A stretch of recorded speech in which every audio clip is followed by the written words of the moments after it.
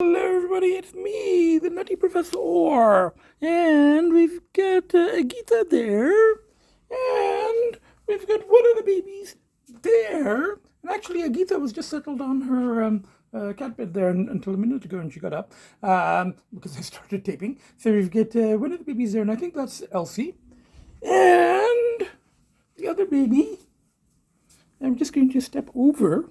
There's a little foot petting for Agita, and the other baby's here. I think this is FInn. So, it's me. I'm back. There's been a little hiatus. Maybe just over 2 weeks, 2.5 weeks. I have not posted a podcast. And I took a little break about 2.5 weeks ago. There was, I think the last podcast that I posted was about the whole stress with the vacant property tax. And it still, kind of bugs me because it really pisses me off because this property is not vacant.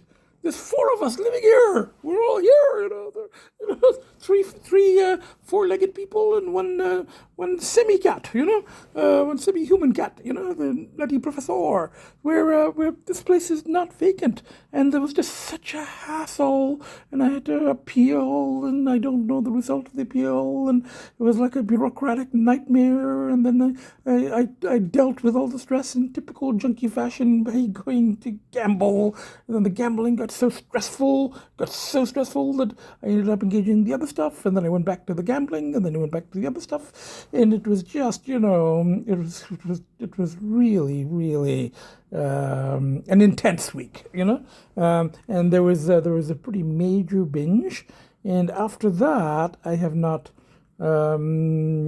posted because some things happened. I ended up parting ways with my analyst. And I don't know how much I want to talk about that. I have mentioned my analyst, over the years in these podcasts, and he had given me permission to mention him, anonymously, not his name, obviously, but, I did occasionally talk about sessions and dreams that we worked on, and I saw my analyst as one of the analysis as one of the pushes against. I'd been in analysis with him for about 29 years, and we had a sort of a parting last year, and then I started seeing him again in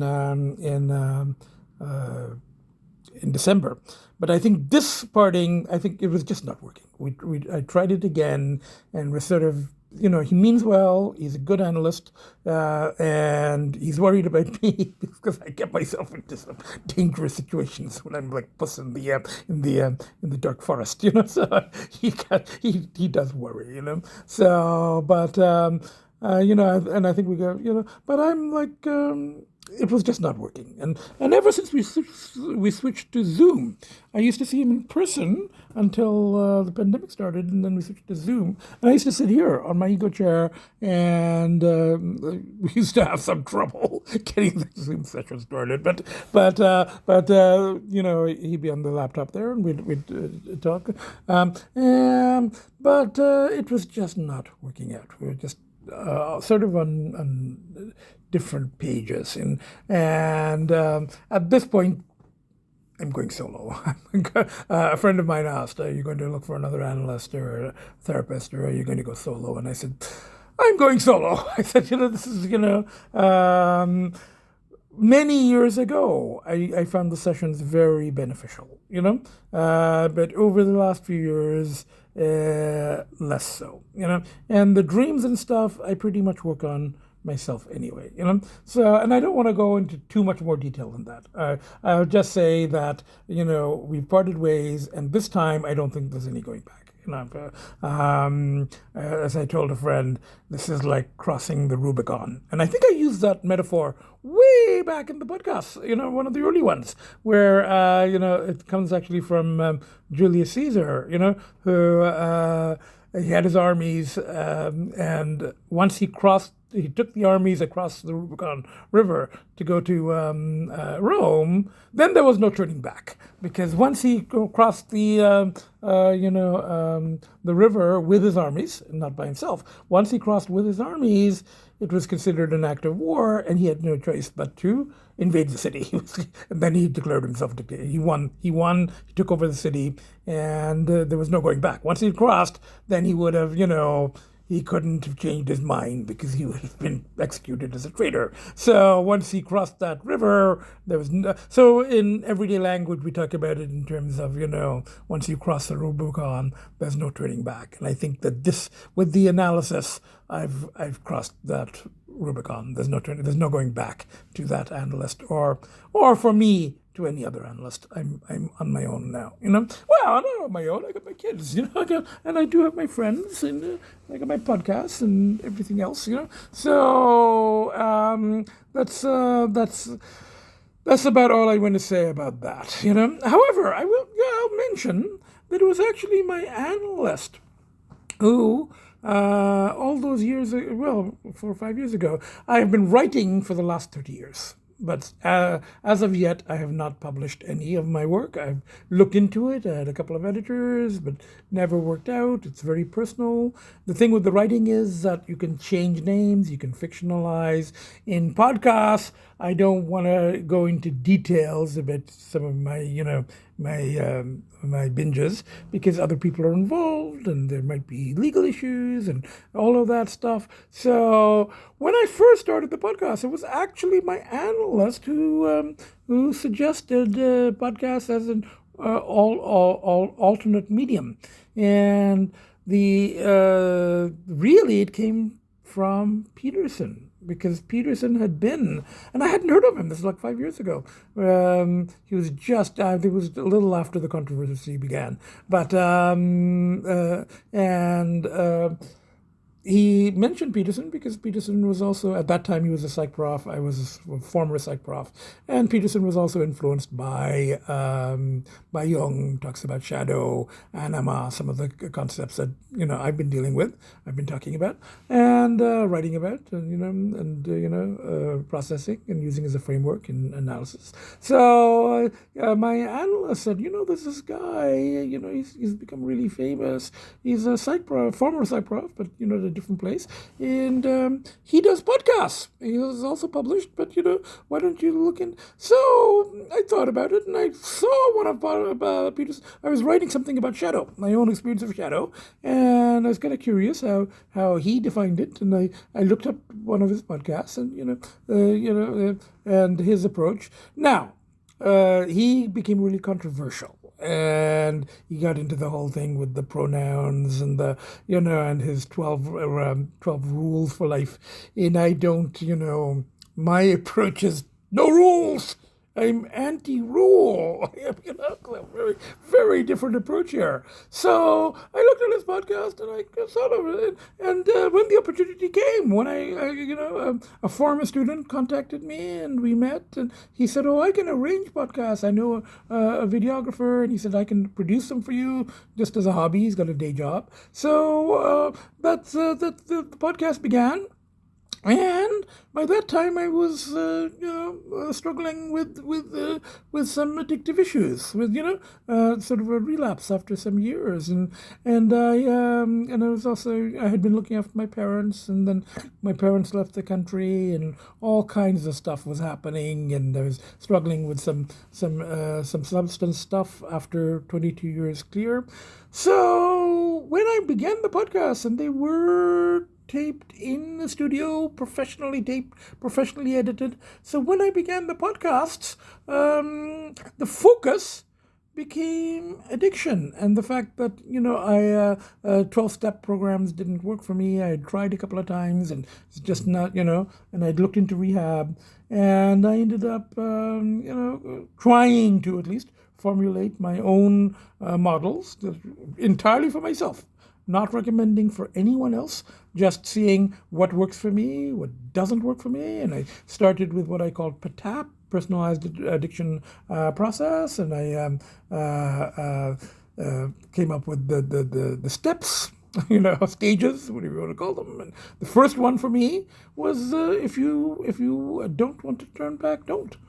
Do whatever you need to do and just keep doing it. And you may burn yourself out, and you may die or you may not. That's it's your choice. But if you want to turn back, if you want to try to turn back, you have something to turn back for, and make up a list. So I made up my list. At that time, I had only one kid. I had Agita. And Agita was the number one on my list. And then I had friends. Now I still have friends, but they've changed a bit, A couple of friends are still on that list. A couple of friends on that list are off the list. But anyway, so human friends. So I got human friends, and then wanting to publish my work. I still want to. I still haven't, and I still want to publish my work, And then so they're all in the podcasts. Became part of the list because there's 2 podcasts. I want to keep doing them, So. And then I came up with metaphors. There was the werewolf one, the being taken, sort of a possession model, if you like. And William S. Burroughs, who I was strongly influenced by, who wrote Junkie. Now, some differences. I mean, he did end up killing his wife accidentally while he was very high on heroin. And he did heroin. It's not a substance that I have done, But, and he wrote the book Junkie. And I do believe that he is one of the few people that I think has written a bit, addiction non-judgmentally, So is one of my influences. Carrie Fisher is one of my influences because she spoke openly about her own addiction, and I actually called my podcast from the Edge. So homage, because she wrote a book, Postcards from the Edge, and unfortunately she didn't make it past 60, She died of a heart attack influenced by substance use. So, and she was also, she spoke very openly about her own, issues with mental health issues and being bipolar.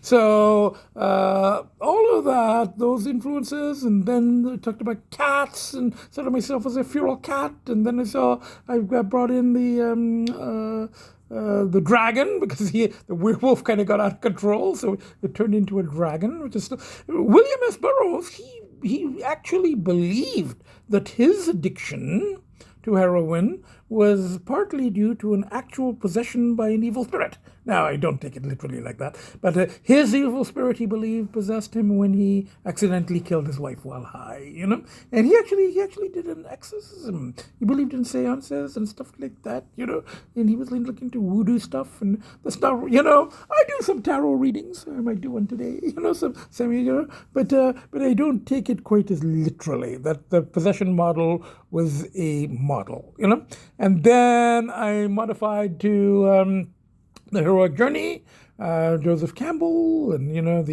and talked about Odysseus, and I've now put Puss of Puss in Boots into the mystic hero who goes through the dark forest, and he's going for his wishing star, and he's got his team friendship.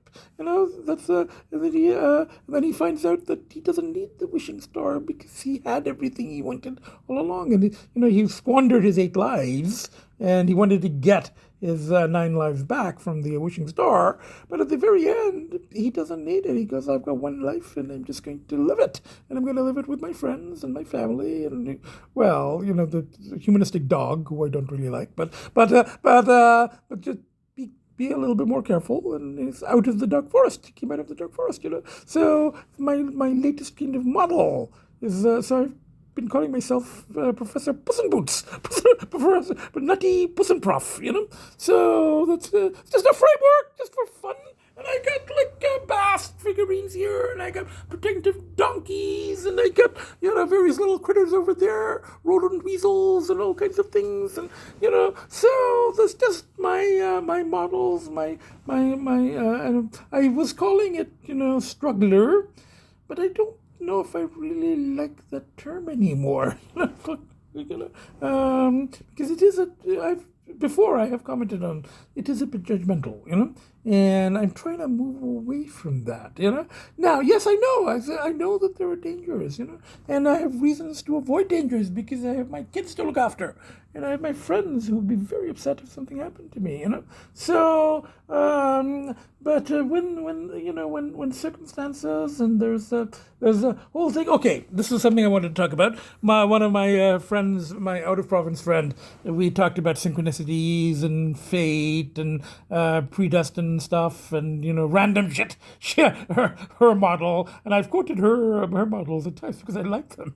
Some of her own beliefs. Sort of. That somewhat go along with my own beliefs, and so she talks about random shit.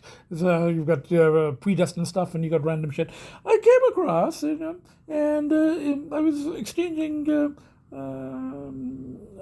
text with somebody from the underworld, and they use the term.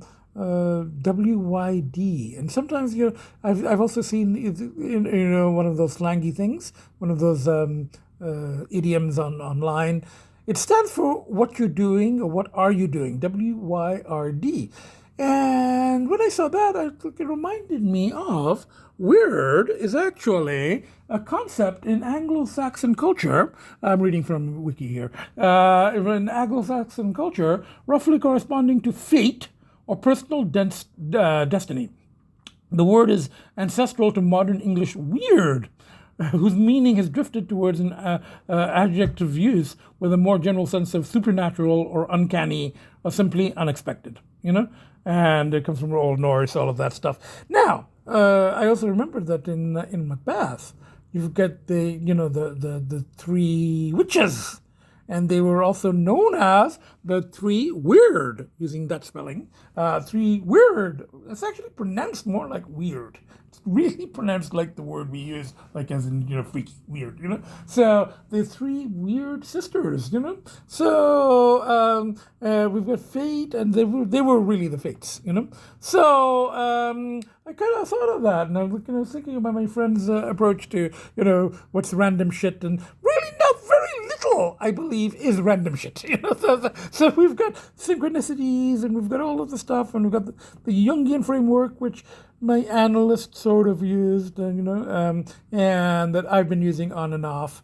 The whole shadow, very much so. Anima has come up. And I've talked about it, I've defined it a bit, the feminine side of the male, and, you confront it, and, all of that stuff, and, there's negative and positive aspects, and the unconscious, make the unconscious conscious, you're striving towards the self, all of that stuff. So I don't take any of that literally or as gospel, and, they're frameworks, and I've been modifying my own. I've been adding my own. I've been, we've got the Campbell stuff, and we've got the path, and the hero or the anti-hero has to make their own path, has to find their own path through the dark forest, and that sort of came up with my analyst, and he sort of felt that I was, I was taking steps, but they didn't really have a path, and I take some exception with that, to that. I think that was the final blow for me, when he said that, because, in a way, he wants me to follow and accept it. I think. I could be wrong now. And again, I don't want to talk too much about this because we're not dialoguing anymore. So, and I'm not giving him a chance. But these things are for me. This is my views. They're subjective. So I'm just going to say, when somebody says to me, what you're doing is you're not making your. I think I am. Of all this shit, I came up with all these metaphors and this, and I keep modifying and changing and take a bit from here and take a bit from there, and I go further and further into the shadow and explore the anima and all of that stuff. I'm not really following somebody else's path. If I was following my parents' path, I would have remained teaching a long time. I would never be here. I would be on a completely different path, and I'd be married with human children, not cats. Not kids. So I've been forging my own path, and some of it has been pretty dark. I will say that. The path that that I've been taking through the forest has taken me to some pretty dark places, and I've met some pretty amazing other dusty dumpster rodent weasels. It's a very tough, and I said this before. In an early podcast, I talked about how one of the people I partied with a long time ago, it came up as to in a podcast, and I think I had said I'm a tourist in this world because I'm not a daily user, and I come back here to my to the condo with my kids, and I can be clear for months, but this person said to me, this was like 3-4 years ago, said, you know what? You're not really a tourist anymore. You've been issued a passport, and yes, when I go to that world, it's very hard to come back. It's getting harder and harder to come back. And, when I go to Underworld, to Junkie Land, I become as much of a junkie as the daily users. I'm looking for crumbs of substances. Like, is that something there? Can I smoke that or snort it or what is that? Is it dust or is that something? It's like actually one of the people I partied with a long time ago, the one who came up with the term slitheries and dusty dumpster rodent weasels, she called substances dust. So you got nose dust and you got lung dust, and I'm like, the really hardcore people at the end of a binge, when the stuff runs out, they're looking literally, and I was at the point where I was ready to lick dust, so actual dust. So when I turn junkie, I really turn junkie. But but then I come back. I have a safe condo to come back to, which is not vacant, by the way. And I get my kids, and I get my friends, and I get my writing, and I got my podcast. Yeah, but when I come back, it's really, really difficult, to stay here, However, on this particular return, something shifted. The whole, again, there's always shifts, And the whole cutting the ties with the analyst, as I said, it's crossing the Rubicon. There's no turning back now, So, and my friends have been very supportive. One sent me the one out of province sent me a very nice a homemade card of a cat card. And, now that was a feral cat who he stayed with them for a while, and then he went back on his journey into the dark forest and was never heard from or seen again. So, but I don't want to be that cat. I think she sent it to me as a warning, So, and there was another one of her orange cats who I had identified a while ago. Remember, in a podcast I called him Flame, and now Flame has become very domesticated. He doesn't go off adventuring anymore. Whereas, unfortunately, the Nutty ProfNPuss, it's not quite done. I was not quite done.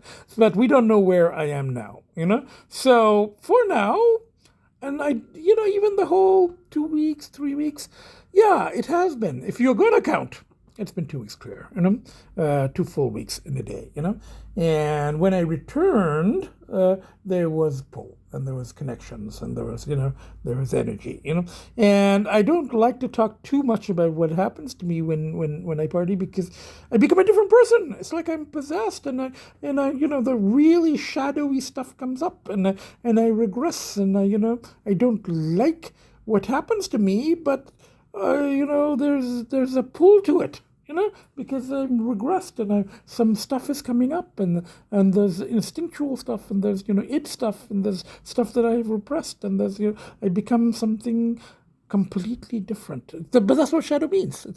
But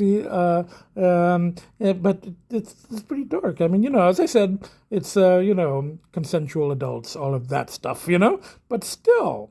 Getting into some pretty dark stuff, and people who have a lot of issues as well, and your issues and their issues and all that stuff. So that's what's been happening, I'm like, I've been, in Jungian terms, this whole journey has been confronting shadow, and then anima stuff has come up, the feminine side of the male. And a friend of mine, also a former colleague, said, you should focus more on the positive aspects of the inner feminine, the nurturing, which I do, my kids, the nurturing aspect of the inner feminine, but there's also there are other aspects of the feminine, that the sort of I call it the inner party girl. But anyway, that's again, that's going into a little bit more detail than I like in this, because we start getting into more personal stuff, which I write about. I write about it there. Now, so I'm just kind of recapping this. I do have footage from the last 2 weeks, and talking about and showing, and that's what happened to the podcast. They kind of evolved. They started off as my approaches to addiction, and they were professionally taped and everything, and then they turned into like a daily vlog, and the day-to-day pushes and pulls, showing the kids, showing my meals, showing the things that I did, the pushes against the pulls, and the car washing, which my friend thinks is a very positive thing, because it's my kind of positive energy, my distraction, and the cooking at home and the going out and all of that stuff, But I've got some footage, but I might do a separate podcast for that. But for now, I wanted to revert to this system of just sitting in the ego chair for a while. This was how I did podcasts. This was kind of in between the professional ones and the ones with me taping, going out and all of that stuff. So I've kind of reverted to this.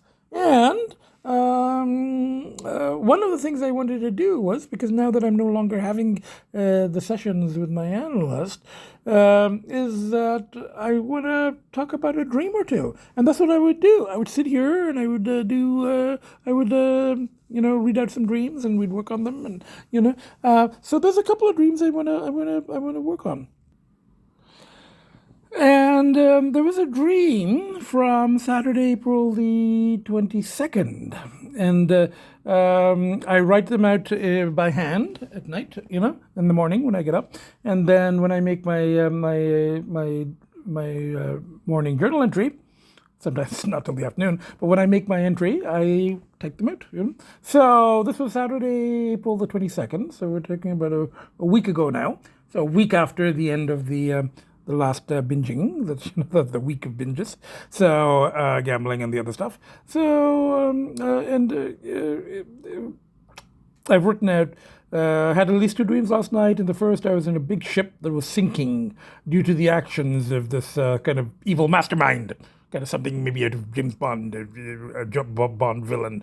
And everyone else on the ship seems to have been killed or escaped. And it was just him and myself, as the ship was about to fully sink. And we were talking, possibly about my podcasts, And I said, I might stop doing them for now, okay? Or I may really change the direction of them away from addiction. And then in the next dream, I was writing an exam that I hadn't prepared for at all. I was a student again. I was writing an exam I hadn't prepared for, and I was talking to a couple of friends during the exam. The prof and I didn't like each other, but he didn't tell us to stop talking. The questions turned out to be very difficult, and I couldn't just guess as I'd wanted to. But then I found that there was an answer sheet attached to my copy of the exam, which seemed to have the correct multiple choice alternatives on them. And I decided, well, it's not cheating. They've been given to me. I might as well use them. So I can't remember the reason. No, that actually reminded me of some of the multiple choice tests that I used to make up myself, But I'll talk about that another time, So now, in terms of the Jungian approach to dreams, it's like the different characters or aspects of yourself. So it's like, what part of me is the evil mastermind, and I'm on the ship with this evil mastermind, and everybody else seems to have been killed or escaped, and I think that the ocean sinking into the ocean and the ship sinking, that tends to represent, even though it's going to vary, but it tends to represent the unconscious, So the ship was sinking, and we were talking. What are we talking about?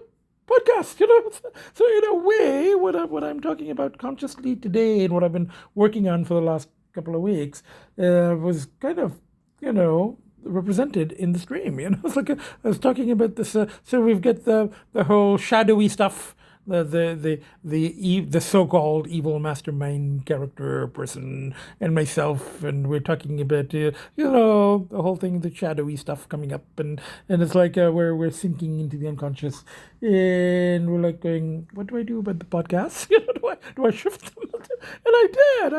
I consciously I did want to shift the direction a bit, because I think that whole seeing them as addiction. It's how I started the podcast. I started with my own models, and there was some Jungian approach and all of that stuff. But I don't think I want to continue that. Actually, reminds me of another thing.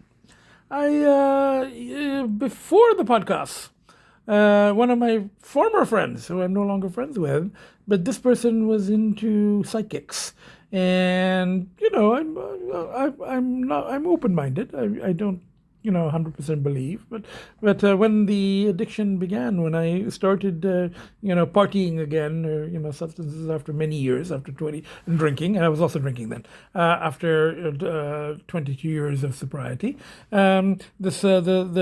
she wanted me to go see a psychic, and I went to see this person. It was a native, first persons, I asked my friend, my current friend, and I think she said you can say native, or you can say Aboriginal, or you can say first persons. But this and it was out in the country, and it turned out he was a Jungian. And he had like Jung's red book there, and he started explaining to me shadow and anima, and he goes, oh, the process of self. And I go, look, you don't have to explain individuation to me. I've been interested in Jungian, I was a former psych prof, and I've been interested in Jungian theory, and I've been seeing a Jungian at that time for like 25 years, So he kind of... And I told him, I said, my friend wanted me to come here because, I've been struggling with some... And he didn't really get all the... I was not a daily user, and he was kind of dismissive of the whole addiction. And I have come across other people over the course of this whole process who don't really take my talking about my addiction all that seriously, because I'm not a daily user, And earlier on, somebody said to me, "You're not a junkie, You're not a daily user. You're a tourist." And then we go, "Am I a tourist? Can I come back if I want to come back? And do I have a passport?" But this, that guy, the psychic guy, he goes, "Oh, he says everybody has, some people, it might be work, or it might be food, or it might be this, or it might be, my father, cars, and collecting stuff, is his addiction. We've got everywhere. Most of it is actually in storage right now. So, but he goes, oh, he didn't really think that was that big a deal, It's escalated since then. That was what I said about 5 years ago.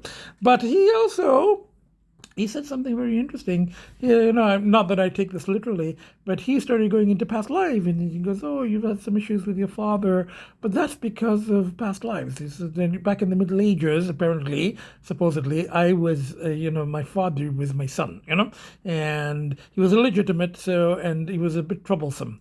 So I had him banished to another village, and he wasn't happy about that. So apparently we're working out some of those issues in this life, and then in another life I think we were brothers, and we used to. So, but it was kind of interesting, but his whole approach was, and he started telling me about Jung, and I'm like going, yeah, I know all, the whole, and he goes, the dreams, and Freud said dreams are the royal road to the unconscious. So that whole thing for Jungians, that's not the exam.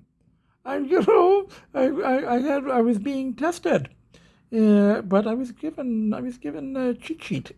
Now again, if I was working on this properly with my analyst, we'd be talking back and forth, and he'd say, "What does this mean to you? And what is the exam? And what are you being tested on? What do you feel you're being tested on?" And at this point, I'm not gonna amplify. I'm not gonna go through that. So that's what's been. So I'm going to do one more thing here. And I've kind of started this, and when I'm at a sort of a crossroads, I do sometimes pick a tarot and I just select. Now I've shuffled, and this one seems to be. So in the last podcast that I taped just over 2 weeks ago, I picked a card, and it was the Fool. The one that I picked, I think at New Year's, it was the Devil, So, and the Fool turned out to be pretty appropriate, given some of the stuff, and I did talk about it, and it does represent new beginnings as well, and stuff like that, and friendships. It's not entirely the kind of holy fool, though that's an aspect of it. This one was kind of speaking to me, so let's just do one more thing. Let's it was in the middle, but I pulled it to the top, so let's just pull it. The High Priestess, highest card in the tarot deck. Very powerful. Very powerful. Good or bad? Secrets to be revealed. Oh, that's something. I was talking about I had lunch with my local cat rescue friend the other day, who was not she's a little bit of a skeptic, but she's seen some of the podcasts. And when I said that I'd pulled the Fool, and she says, "Your tarot, whether you believe it or not, they're sometimes kind of they're interesting, they're accurate, they're quite accurate, So this one, I think it's this is the highest card of the tarot deck, and it's very powerful. And we've been talking about good and bad, and beyond good and bad, and and the dangers, and the the anima, the feminine, the goddess, and we've got Bast there, and we've got all kinds of stuff. Okay, we'll just do this quickly. Okay, it's kind of High Priestess suggests. This is again just Googled it. You can Google anything. The High Priestess suggests that you follow your intuition. This is a great time to start a dream journal. I've been keeping for like 30 years. Once you feel comfortable with the High Priestess tarot card, and then what does High Priestess do? She ushers you through the thin veil of awareness, offering you a deep, intuitive understanding of the universe and a heightened awareness of secret or hidden information.